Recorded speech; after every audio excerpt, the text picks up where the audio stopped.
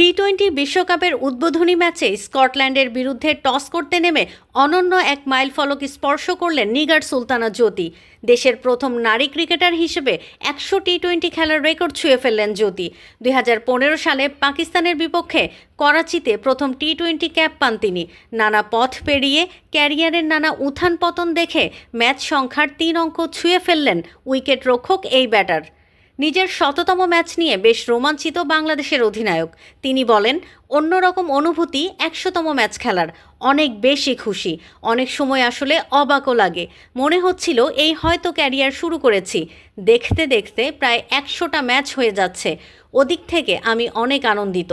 স্মরণীয় এই ম্যাচটি বাংলাদেশেও খেলতে পারতেন, কিন্তু পরিবর্তিত পরিস্থিতিতে বাংলাদেশ থেকে বিশ্বকাপ সরিয়ে সংযুক্ত আরব আমিরাতে নিয়ে যায় আইসিসি। ফলে শারজাতে নিগার আজ শততম টি-20তে মাঠে নেমেছেন।